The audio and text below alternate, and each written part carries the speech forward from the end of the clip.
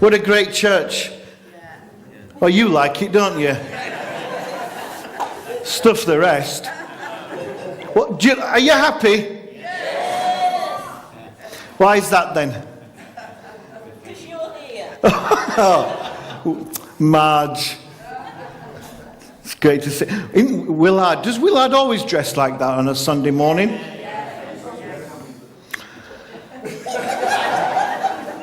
It's a shame, isn't it? It's great to be here. Thank you for the invitation. My name is Paul. I'm married to one woman. We've been married 27 years. She can't be here today, but she would like to tell you that she's the most blessed woman ever. She's very happy, and actually she chose right. Those would be her words if she was here this morning, but she sends her apologies. We've got 2 children. The boy is 22, the girl is 19, and they love Jesus and they're serving God in their ways, and it's the only thing that me and my wife have been successful in, but it's the most important thing, and we thank God for them. Now, I'm delighted to be here because this church, I didn't realize it was 80 years of age. But I know over, certainly in modern years, the last 10 years, that the church has been very involved in international missions. And I want to say thank you, first and foremost, before we go any further. Thank you so much for this church. And the crazy guy who's doing the crazy thing, Duncan, thank you. Tremendous. Where are you? I can't see. Oh, you're there. Please don't die. But we believe in resurrection, don't we? I mean, we've not done one yet, but there's always a first. So thank you for that. Now, your pastor has just said that, because I'm a bit panicking now about time, you see, because I know you go for your dinner at 12. Well, unless there's a miracle, that's not going to happen, all right? Because I want to share with you, but so we're going to go past 12, so I'm going to give you already notice. So this is why you should have a salad on a Sunday. I'm going to share a little bit about missions, but I really want to bring a message to you from the Word as well. It's not going to, Pastor Ian just said to me, go till 2, but it's not going to be that late. You don't know me and you're thinking, is that a joke? Because no,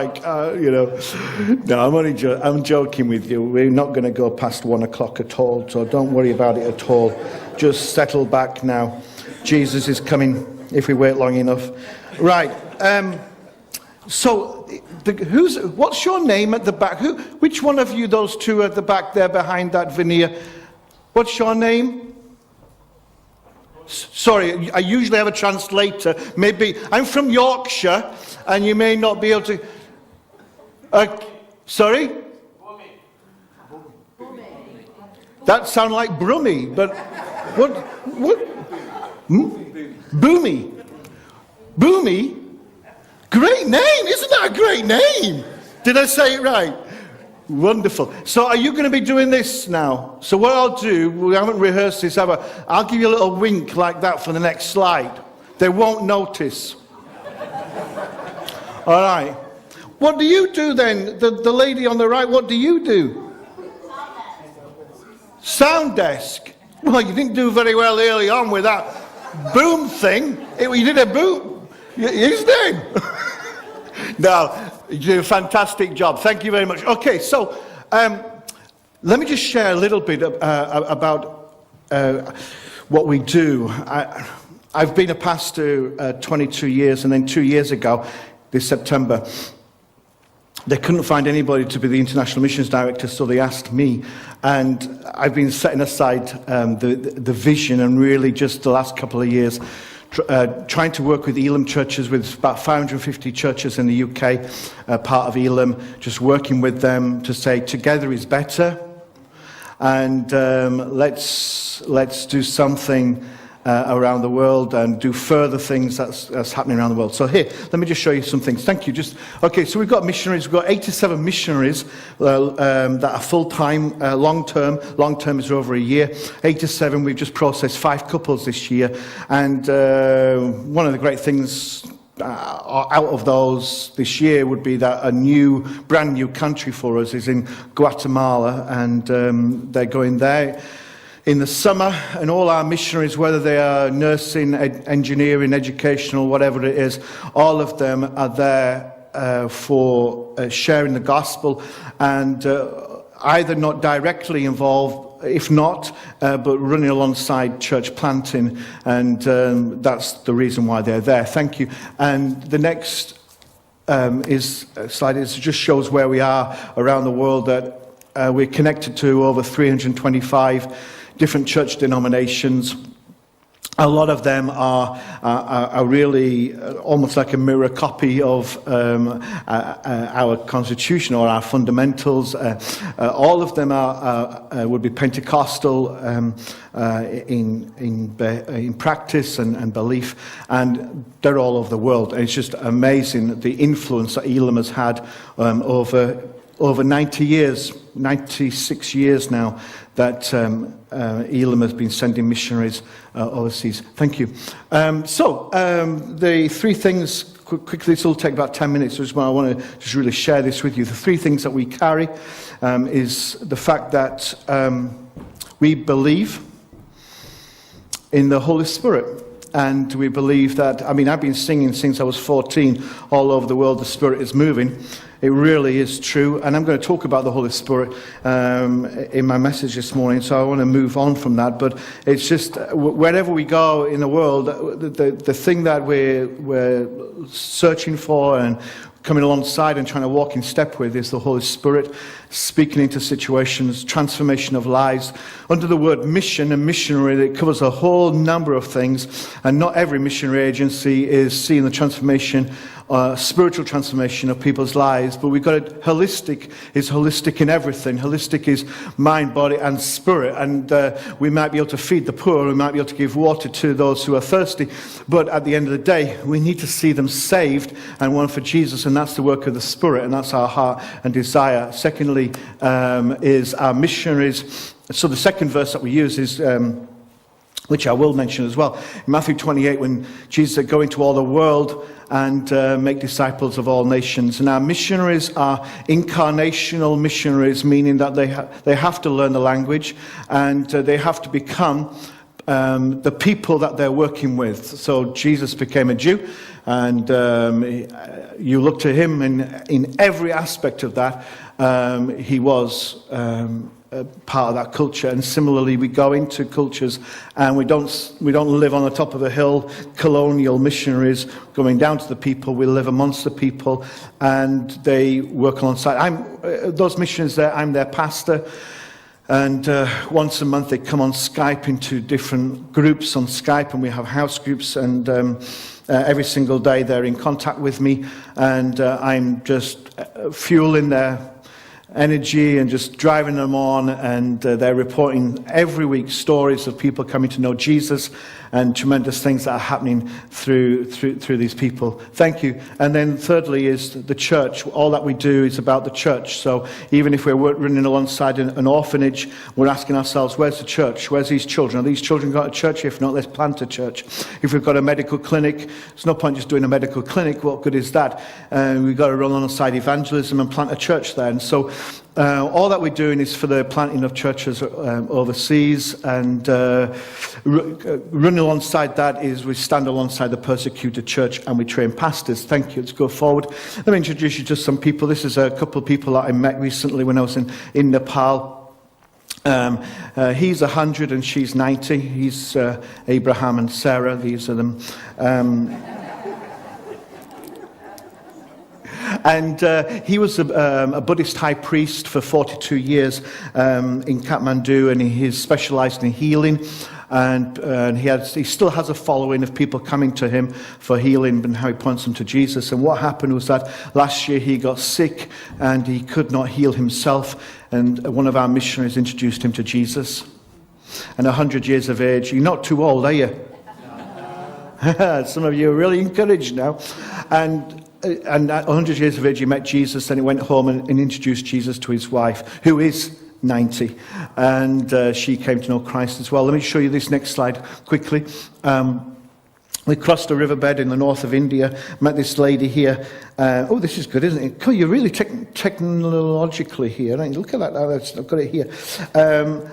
And met this lady. Every day she just sifts water out of a dry riverbed during the dry season and gets rid of the sand, puts it into a pot, and she puts it on her head, and she takes it back to her family. She does that twice a day.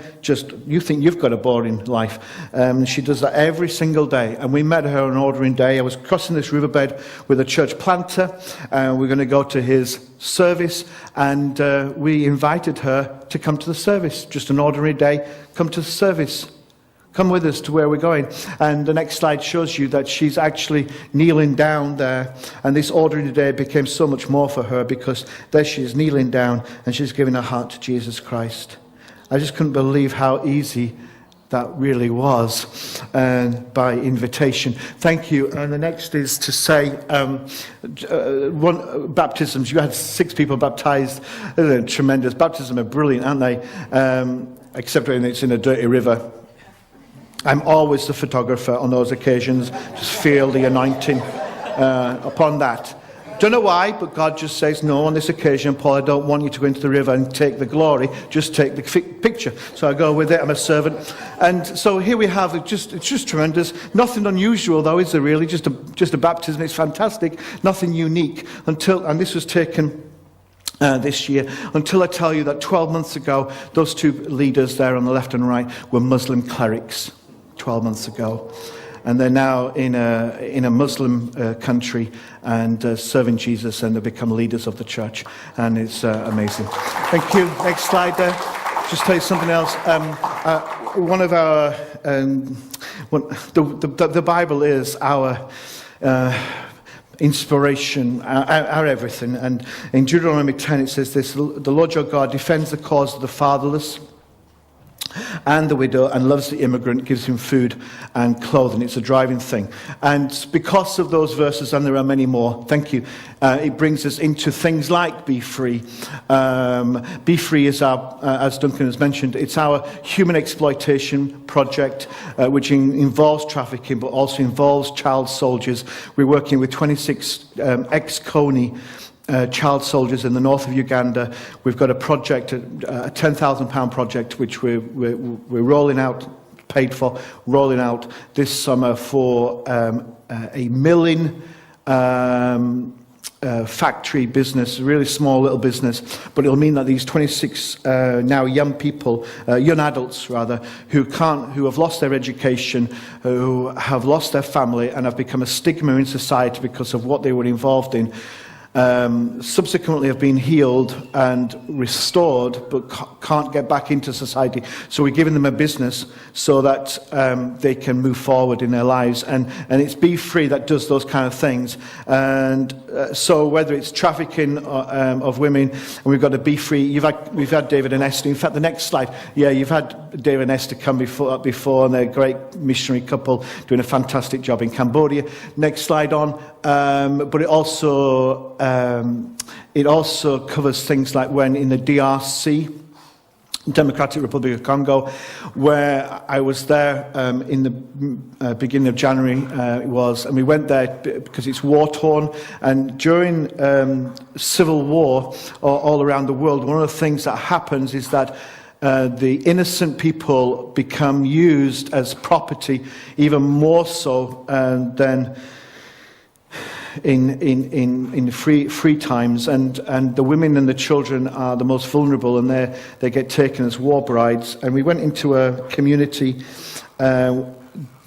where the rebels were fighting. In the DRC, there's 3 rebel groups fighting the Congolese army, and they swooped in like Old Testament biblical times. The enemy swoops in, loots the land, takes the women and the children, and if there's any men that get in the way, they're just killed and or maimed.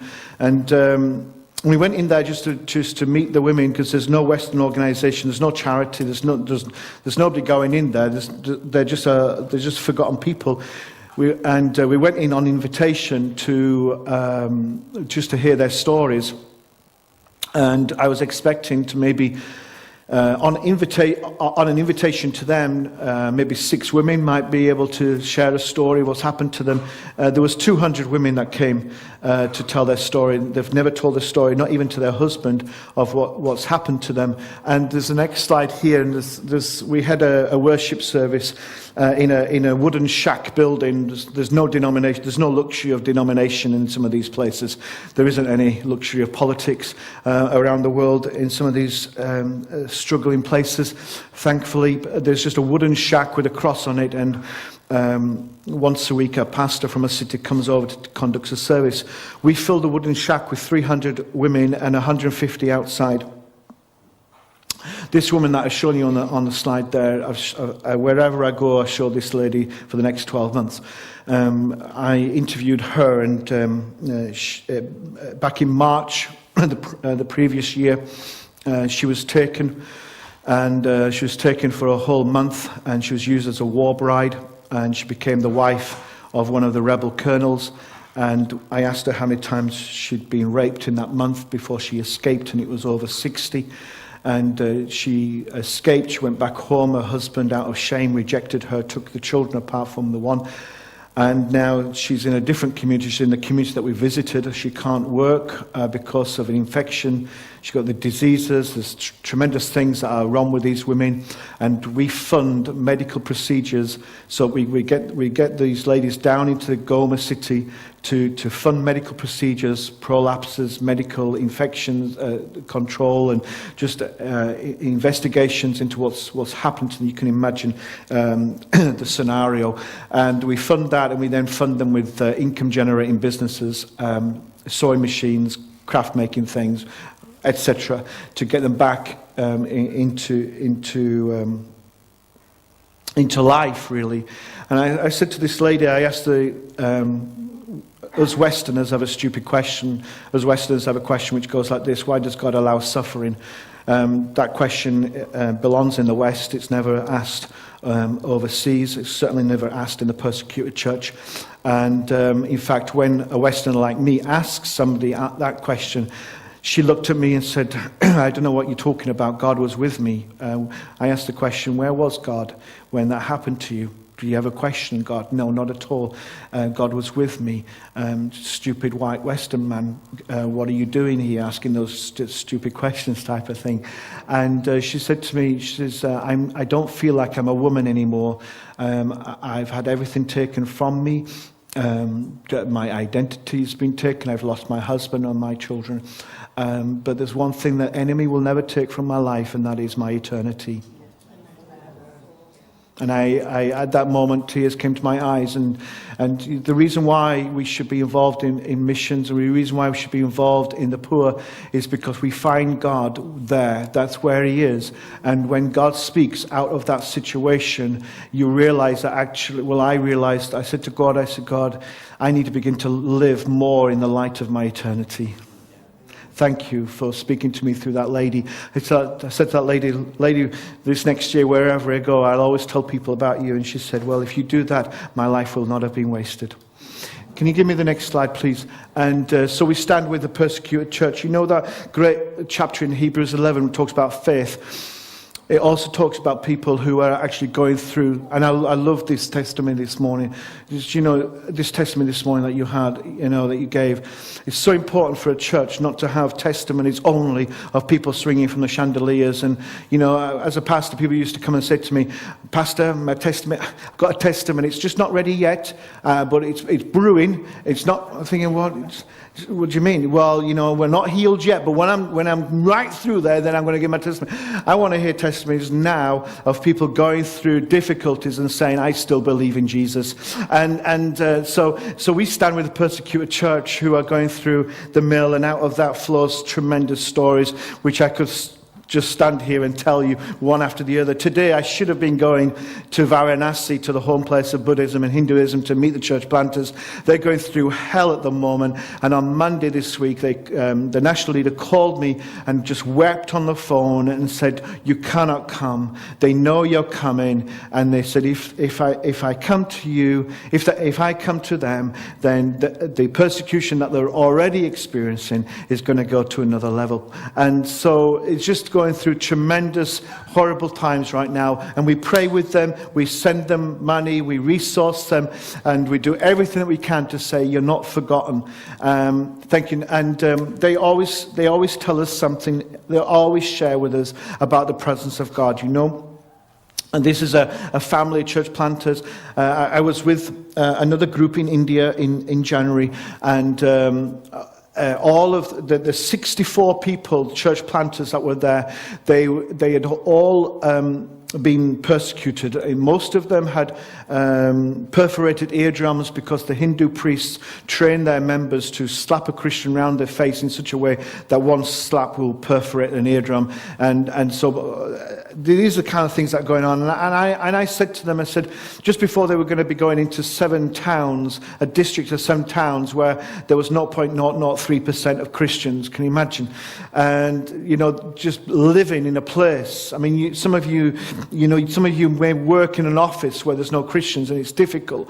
But can you imagine living in a city where there's very, very, very, very, very few Christians? It's incredible what they have to do. And I said to them, I said, what happens when you can't cope with persecution anymore? What happens when, you know, you told me about your houses being burned, you tell me about your children, you tell me about what's going on. What happens when you cannot cope anymore? Again, stupid question. They said to me, we stay. We have 1,750 church planters. This is an organization called Gospel Echoing Missionary Society. It's been going for 40 years. It was started by 2 Elam missionary nurses, Olive Jarvis and Joy Bath, in the 1970s, and it's now 40 years old. It's got 75,000 people, and it has 1,750 church planters. At Christmas, they actually took an offering for Elam missions. £3,000, to which we then invested back into church planting, and thankful for that. And I said to them, what happens? And they said, well, what do you mean? We stay. Not one of our 1,750 church planters ever leave their position. And I thought of myself as a pastor, the many times I stood before my church people and they were coming to worship, and on their mind is one thing: I need to leave. I either need to leave my wife, I need to leave my work, I need to leave my church, I need to leave this relationship, this friend. In fact, all the prophetic words I've ever heard have all really been about God moving you on to something better. I've never heard a prophetic word of saying, God saying, stay, don't move. And if there's one thing that came out of that for me, was God's just spoken to me and said, the church in the UK, we need to hear much more about the Spirit of God saying, stay. Can you imagine what it must be like? Can you imagine what it may be like if, you know, we all pray for revival? I'm going to speak about that in a moment. But can you imagine if all the Elam churches in the UK all praying for revival, right? Can you imagine if the 60,000 members of Elam, if they all decided that they would not leave their church because they don't like the way the pastor dresses? You know, people leave for all kinds of reasons, huh? You know, and all because he said this, that she said, but we just stayed. And if there's a prophetic message I want to bring to you today, is that there will be somebody here who's thinking probably about leaving Selly Oak Elam because you just don't like it. It's nothing to do with what you like or not. We need to get through all of that and say, well, I'll speak about it in a moment. It's not about you. So if you don't like it, it's okay. It's just a season that you're in. At some point, when it's Christmas, you'll like it. Get a grip. You know, and you're not that important, actually. So just stay. So that's what they teach me. And the next thing, thanks. And on that, and that's the end of my presentation. That was quick, wasn't it? And then just me to simply say is this, and this is in a 1-minute thing. We're not funded by 10% of churches. We're not funded by anything from headquarters at all. Anything to do with Elam International Missions, from me to anything to all that we're doing, it costs around about £38,000 a month, and we're chasing it all the time, and we're chasing it a long way. But I reckon I've come up with a good scheme. There's 60,000 members in Elam. If they all give £1 a week, Bob's your uncle, Fanny's your aunt, we're away. And we'll be fantastic. £1 a week. What do you get for £1 a week? Nothing. And I'm fighting all the, competition. There's a lot of competition for charities, and people give brilliantly. UK give brilliantly to charities. But if you're an Elam member, I just want to let you know, Elam has a charity. It's called Elam International Missions. We're doing amazing stuff around the world. And if you can give us £1 a week, I'll have a word with the Lord for heaven for you. You'll get a great reward if you do that, and actually it'll make our life a lot easier. So my aim is I need to get 10,000, and I've got 174. I've only been doing this about 3 months. So 174, got 10,000 to do. There's loads of you here. That'll take me over the 300 mark. So that'll be encouragement. Do you want encouragement today? Yes. 7 of you. That's rubbish. So I'm gonna leave these. I don't know where. Actually, what Pastor Ian has just suggested, I just heard him now. He said, we're not going to let you out of the building until you get one of those. And so that's a really good strategy. But what I'm asking you to do is don't just take one, because actually it costs me to produce that. So I'd rather not take it. If you don't want to have it and be the odd one out, just walk away. If you want to be the odd one out, that's all right. Okay, so that's we're 5 to 12. So what I'm going to do, I'm going to turn it back 10 minutes. It's now 1:15, so we're all right. Are you all right? Are you okay? Yeah? All right. See, I'm not doing much this afternoon. I don't know about you. If you are, you've got to go. That's fine. We had the offering. We've not had the offering. Do you want to have it now? Because these people, 1 or 2 of them are edging towards the door already. Where's the bags? At the back. Right. Get them before they go out. Right. So if you're going to go out, you will not miss the offering. Oh, we're ready. Right, no, just to get them, okay, if you have to go. But this will be my message, right, this morning. It's really, really important, I think. And I think it's going to take 20 minutes Pentecostal time. On Friday, this Friday that's just gone, a festival just ended. It was called the Snow Star Festival.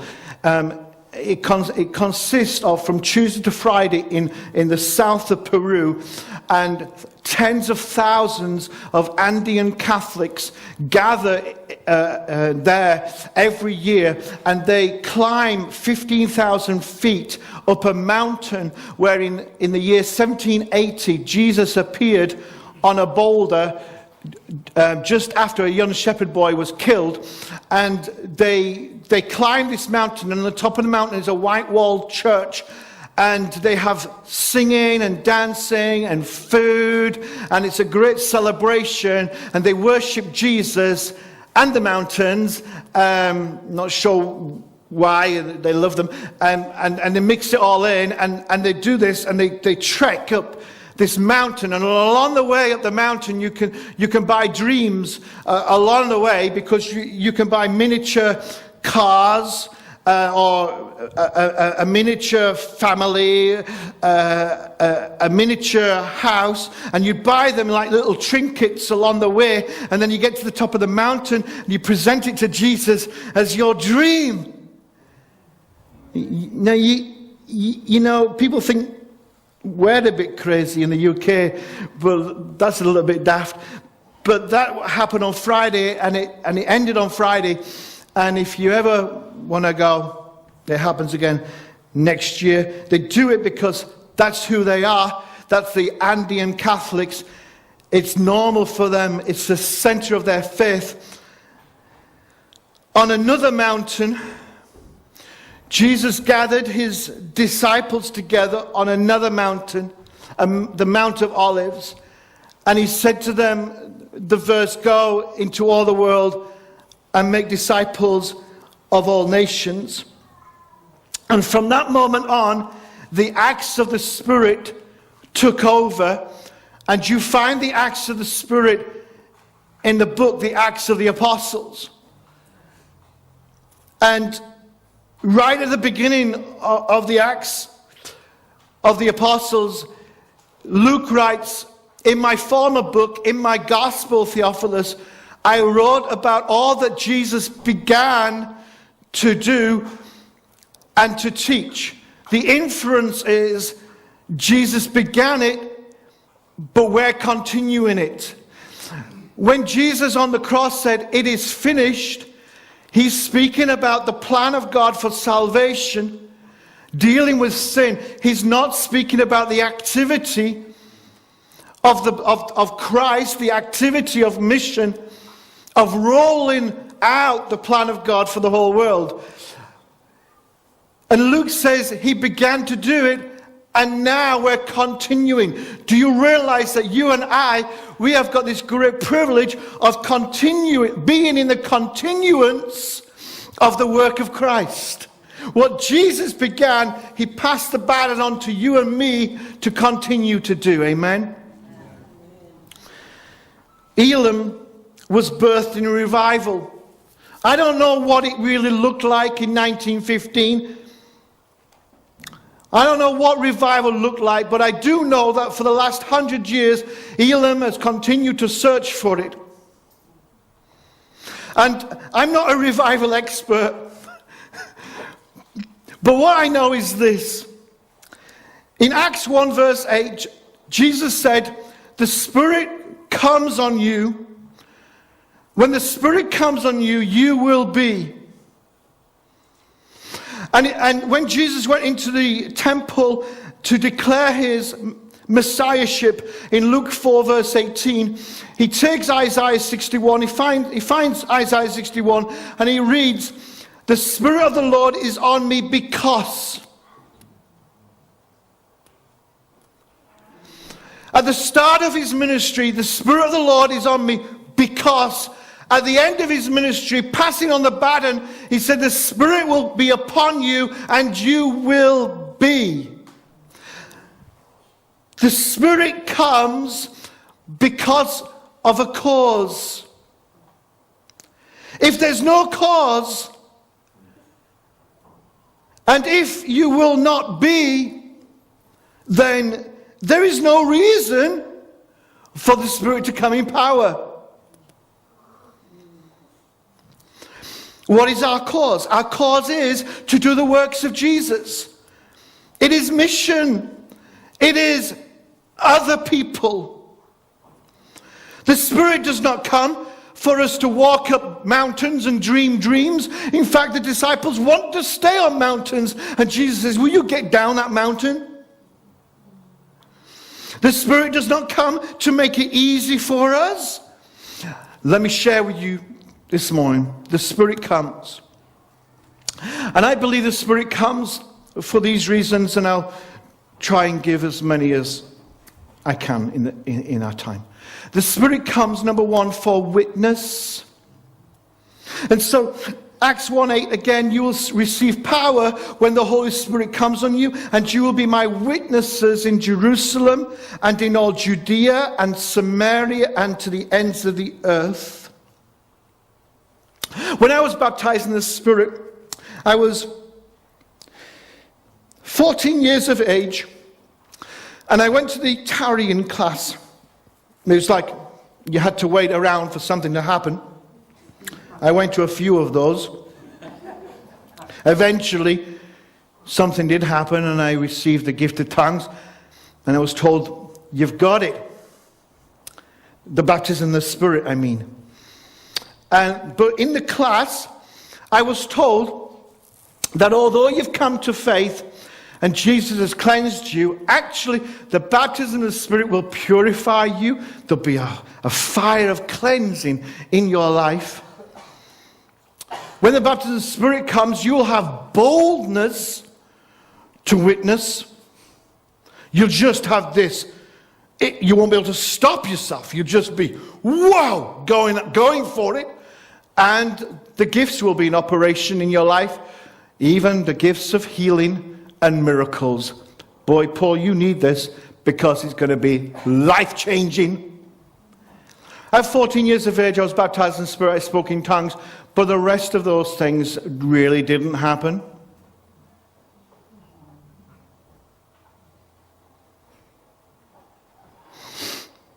Now, it may have happened to Selly Oak members. I'm just telling my experience, my testimony. I go into church, I become a minister of the gospel. My church was so desperate for the Spirit, desperate for a move of God, they'd send me everywhere. Paul, go and get something, bring it back. So I went to Toronto, Pensacola, Sunderland. Wherever there's an outbreak of the Spirit, we'll send him. We're so desperate, God. Go. So I'd bring something back. Sometimes I'd have to make it up when I brought it back, just to satisfy the members who were so longing for something. Pastor, have you got something? I'm not sure. Let's see. We prayed for revival. I did 2 40-day fasts. I know you can't tell. It's been a few years since I did that. Okay, just bringing some life balance back in the moment. And all for revival, to get the Spirit to be upon this church. We did evangelism, every course you could imagine and everything, because we wanted to reach people, but actually ultimately I wanted a bigger church. I wanted more people into my building. I wanted to be successful. And what I'm saying to you is this, that my experiences of the Holy Spirit has been a lot about me. I've been conditioned to it. I've been taught it. I've experienced that. It's been part of my life. It's been the Spirit will come for me. And I'm standing before you this morning and saying to you, the power of the Spirit is not for you to become a better person. The important thing to remember is that it is never about you now that you are a Christian. Do you remember you may not be a Christian today. It is all about you, believe me. We are just wanting you to have a good time right now. We want you to sit with the normal people. You know, I was always bothered by that as a pastor, because you always get one, don't you, in a congregation. I mean, clearly not in Selly Oak, because you all look normal to me. Right? But there's some churches, they all always have one, and you don't want your visitors to sit next to the one, you know. You just want them to, are you all right? Do you want me to get you a cup of tea? Is the temperature not too near the radiator? Are you okay? You're fine? You can sit there. It doesn't matter. Mrs. Smith usually sits there. She can find another seat today. No, this is for her. This is this is yours, okay? Right? And then, do you remember that time when you first came to Selly Oak? It was all about you. It's lovely, wasn't it? Didn't last very long, did it? Became a Christian. And then it's, somebody's sitting in my seat. They know it's my seat. I've sat there for years. It's the anointed seat. It's where God speaks to me. I actually paid for that seat.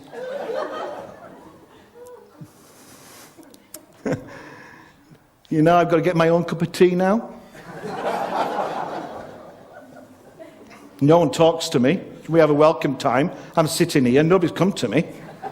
It's like, what is it? I see all those moving around, having a nice time. I'm sitting here. Nobody's been to me at all. I've been in this church 5 years. Nobody's, you know, suddenly you realize, actually, it's not about you, is it? Clearly. It's not about you at all. The Holy Spirit coming is not about your good feeling. It's not about you to experience more. You know what I think about the last 30 years as the Holy Spirit's come into our country in a dramatic kind of a way. And, you know, and I've been there. Listen, I've swum in the river. I've gone up a mountain, down a mountain. I've jumped in a fire, out of the fire. I've been anywhere, right? To be somebody. And you know what I think has happened? I think the river has certainly come. Do you remember that story about the Gideon? You know, and this is what I believe. This is what I believe. And God says to Gideon, 10,000 men. We need to sift them. So we'll sift them at the river. We'll have the river test. And 9,700 ran down to the river, and they got into the river like that, started drinking the water. Oh, wow, look how nice I am. Whoa. Do you know when you look in a river and you see yourself in the river, eh? You know, I mean, some of you this morning looked in the mirror. I mean, some of you didn't, because it's clearly obvious. But some of you looked in the river, yeah? It looked in the mirror, yeah? And you go, wow, you are good looking. I didn't realize, you know. You're quite catchy. Wow. And they started drinking like this, and they got enamored with themselves, and they just started looking. And that's what's happened, you see. It's all about me. Just a little bit, just more, Lord, just more. Give me, it's just me and you. Oh, I'm focusing upon nothing, so I forget about myself and the whole world. It's just me and you, Jesus. It's lovely. And God said, 9,700 of those guys I can't use at all. Absolutely useless. See, 300 were missionaries. 300 lapped the water, was receiving the Spirit with the eyes on other people. And I think we've failed the test. I think the Holy Spirit has come in His presence. We've enjoyed the presence of the Spirit. And we've missed it. And the tragedy is that we'll duplicate that for the next generation. It'll go round and round and round. And we'll search for revival. We'll long for more of God. The power of the Spirit is not about His presence in your life as much as your presence in the world. I actually don't think we've understood the power of the Spirit. We understand the presence of the Spirit. We love the presence. We can recognize Him, we know Him. But the power of the Spirit comes for a cause, comes for those who will be. And what does it say? You see, when I looked at Acts 1:8, you know, I've taught it, I've always taught it in two things, really. You know, you'll receive power. Can you say the word power? Oh, come on. No, wait a minute. Anybody from African origin, say the word power for me right now. Oh, what is going on here? Like, Ian, seriously, I need to come here for 4 weeks. I'll shake these Africans back up. You don't become British, or reserved, The beauty of you being here is that you bring us closer to, like, some life. So you can't go into Africa without power, for the hour, So I would preach this, you receive power when the Holy Spirit comes upon you, yeah? I didn't like the second part of the verse. You've been my witnesses. I didn't like witnessing. I was brought up in the Salvation Army. And so at the age of 8, you're on the streets. My mum and dad were officers, and so officers were like preachers, and pastors, and so wherever they went, I had to go, and so we had an open air before the morning service, then the morning service, then Sunday school, then an open air in the afternoon, then back, and then before the evening service, three open airs, in a uniform, at 8 years of age, with short pants. You wear short pants till you're 14, and these are not sexy pants, these are just horrible ones, right? And a cap, and it was always sunny on a Sunday, and all your mates were out there, you're blowing your instrument, and your dad says to you, come on son, this is witnessing. I hate it. It's just horrendous. Just hate evangelism. It's the worst thing. It's like purgatory. Get me out of here, So when I became a pastor, I used witnessing for discipline. So when members, not the Sully Oak members are pure and holy, but up in Yorkshire, they can get a bit, feisty. So, hey, an hour on the doors on Tuesday for you. I'll get on the doors there, give you some tracts.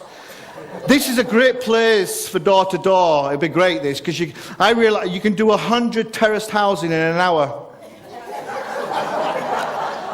And I would be the one who would get into the group for the terraced housing, and all those members who I didn't like, get them on the drives, the long drives. Yeah, get walking up there, get up that hill.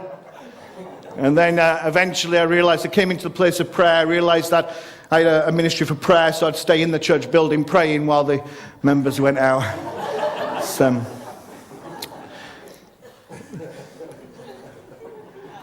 Don't like evangelism and witnessing, not very good at it. Then I got a fish sign for the back of the car. Thought that'd do it.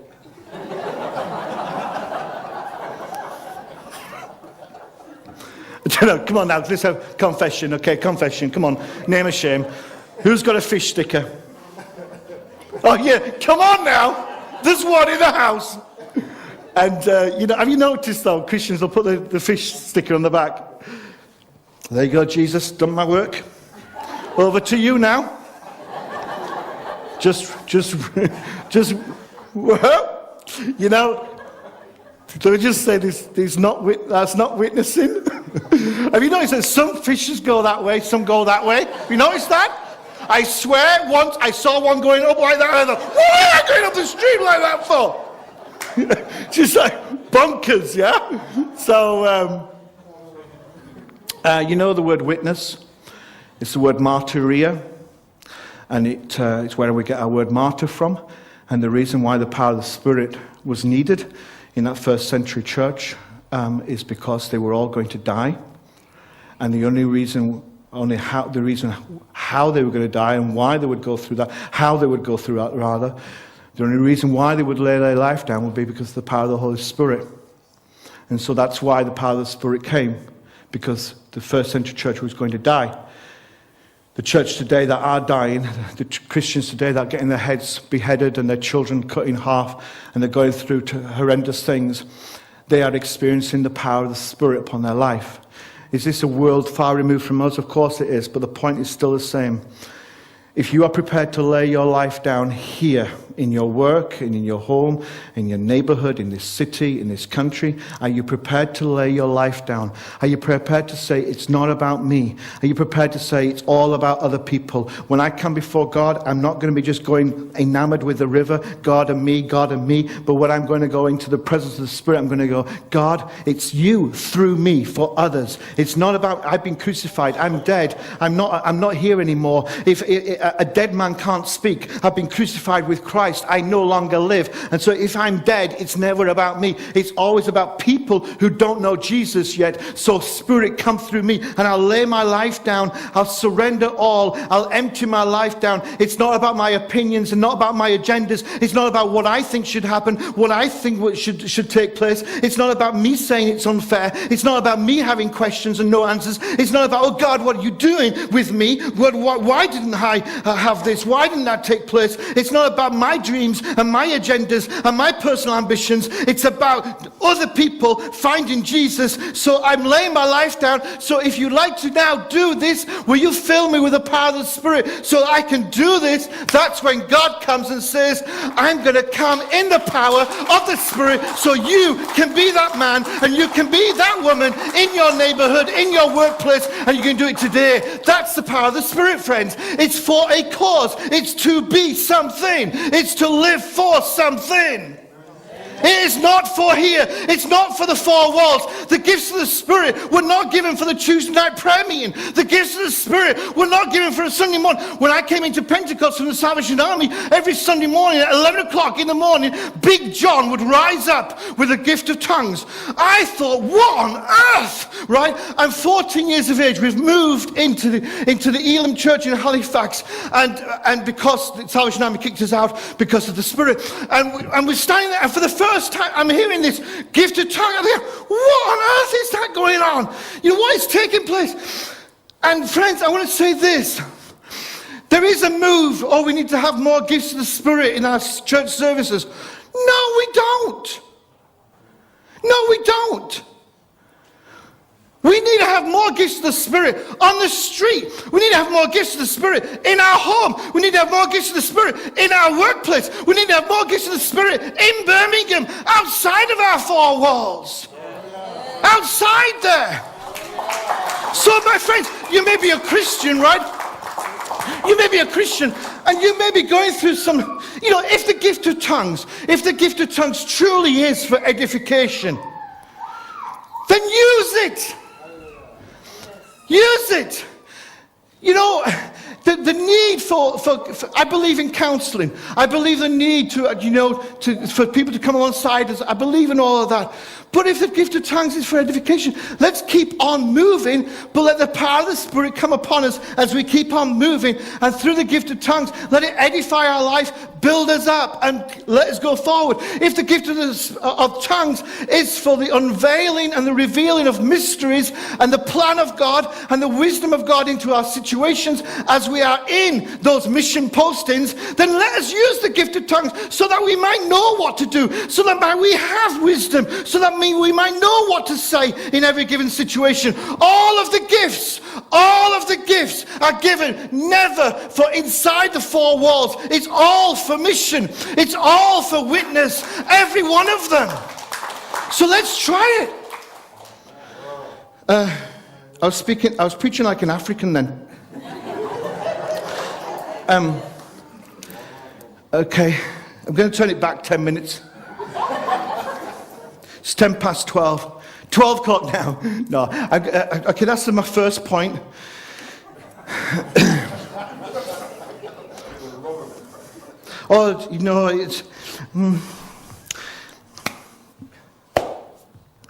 It's... I'll just say one more thing, then I'll wrap it up. And then we'll just pray and ask.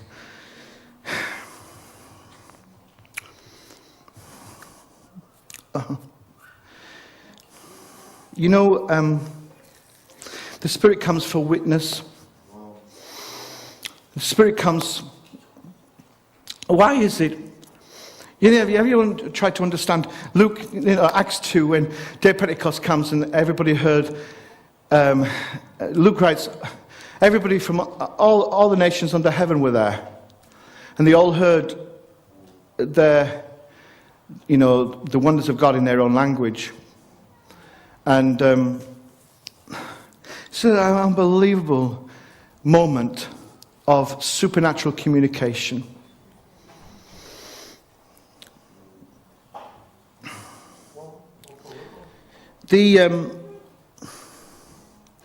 Still today, we need the power of the Spirit for this church to be able to communicate to the city of Birmingham and beyond, so that they may know the wonders of God, the praises of God, the glory of God. There are still stories today of God speaking miraculously through someone who hasn't learned the native language. There's still stories like that, to communicate, or someone to be able to hear in a supernatural way. One of our missions teams in a closed country in the north of Africa shared this story, and I'll share this story, and then I will close, and then there's other things I'd like to, maybe I'll come back another time. Just share this story because it belongs to Elam. I love missions books and stuff.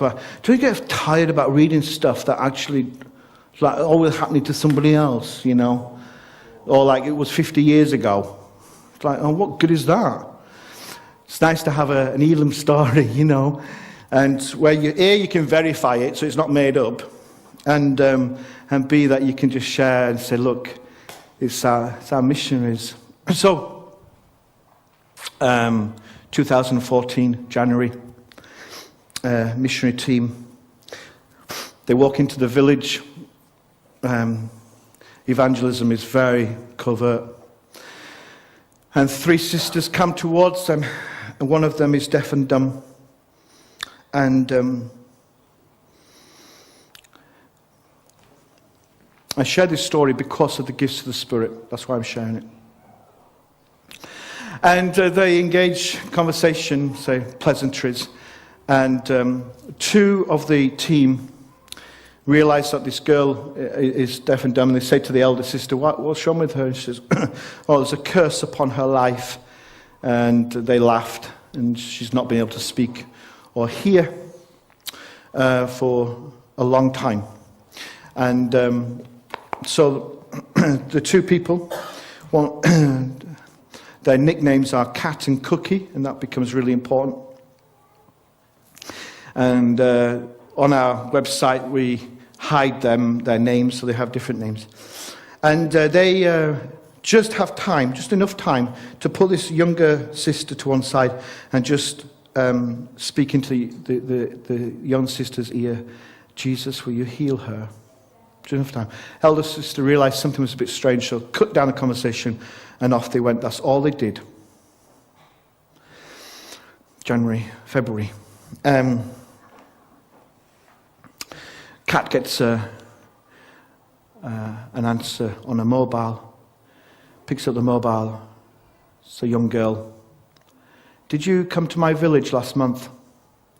Kat knows exactly who it is. She knows, yeah, I was there. She said, are you the girl that we prayed for? She says, yeah. She says, but before I say anything, do two words mean anything to you? I've got a picture of a cat and I've got a picture of a cookie, like a biscuit. Does those two things? She says, She says, well, my nickname is Cat.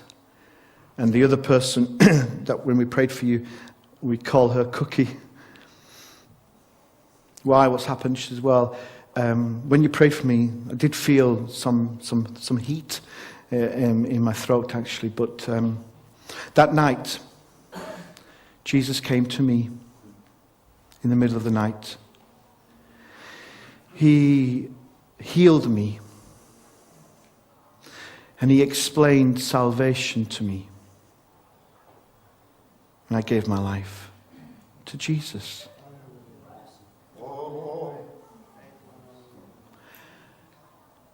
He then showed me two pictures, one of a cat and one of a biscuit cookie. And then he gave me a list of numbers. And I'm phoning these numbers now.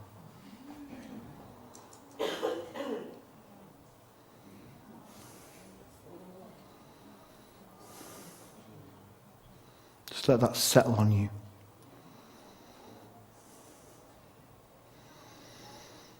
Subsequently, I found out that our maidservant, she has a Bible.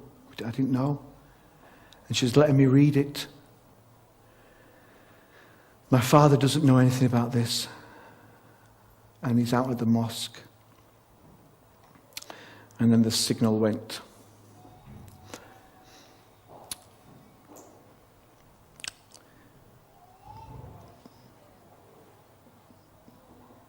You will be. The power of the Spirit will come upon you, and you will be. The Spirit of the Lord is on me because. And I'm asking you this morning, are you going to lay your life down? High chances. Thankfully, none of us are going to be persecuted. We won't die for our faith. But we can't stop being selfish, self-centered. Our prayers can change. Our thoughts can change. We can start to learn a different language so we can speak to the next door neighbor in their language. We can cross over thresholds. We can talk to people from a different culture.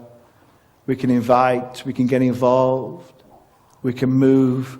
We can be the best we can be and work. We can be the best neighbor in that street. We can do a lot in our own family. We can be missionaries wherever we are. And there may still even be someone this morning who's in this fellowship and says, I believe God's calling me to overseas work.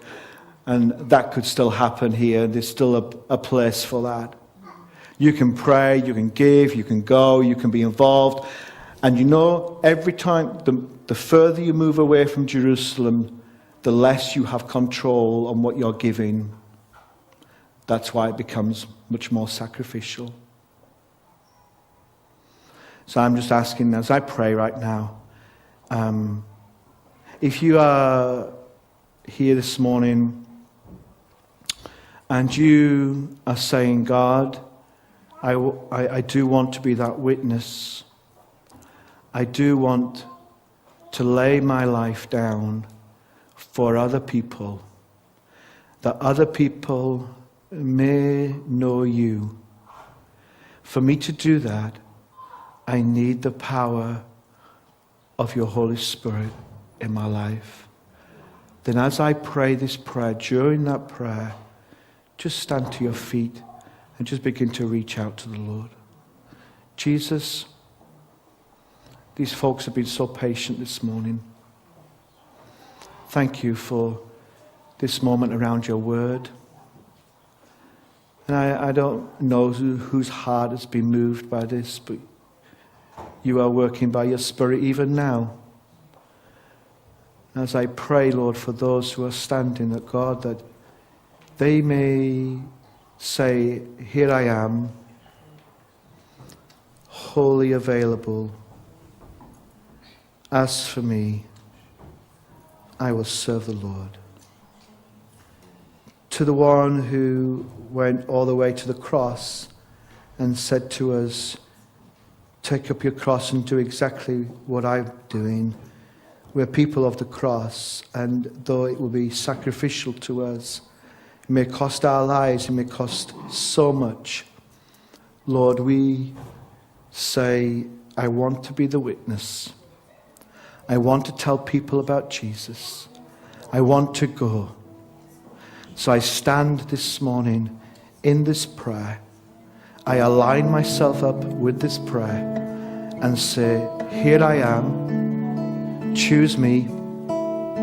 I'm going today to my Jerusalem, Judea, Samaria, to the ends of the earth. I want to burn for you, Jesus. I want, when people see me in the office, when people see me next door, when people see me and my family, when they hear my conversation, when they see what I do, I want that to reflect you, Jesus. So I ask now, I don't just need your presence. I need your power, because I cannot do this without you. So come, power of the Holy Spirit, energize me. Let the gifts of the Spirit just be finely tuned, be sharpened, that I may hear, know, have faith for, confidence in, be able to speak, step out, see miracles, do the things that are beyond the natural realm, that the people around me will be influenced, affected. Come, Holy Spirit. In this prayer right now, come, Holy Spirit. I'm about to leave this building back into my world, so equip me with everything I need. Let the power of the Spirit be upon me now. Come, Spirit. Jesus, do that promise.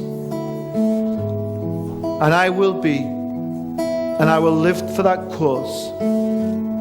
Come, Holy Spirit. Now as you're standing, and if you want to stand, just join everybody else. Just stand right now. If you're standing, get ready, because there are openings this week. There are openings even today. It's not going to be hard to find. It's going to be right on your doorstep. You're not going to have to try and create something. It will happen.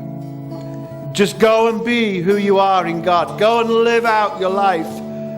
Be the best that you can be. And don't be afraid, for the power of the Spirit is upon those who go. The power of the Spirit is upon those who speak. The power of the Spirit is upon those who be. Let it be. Amen.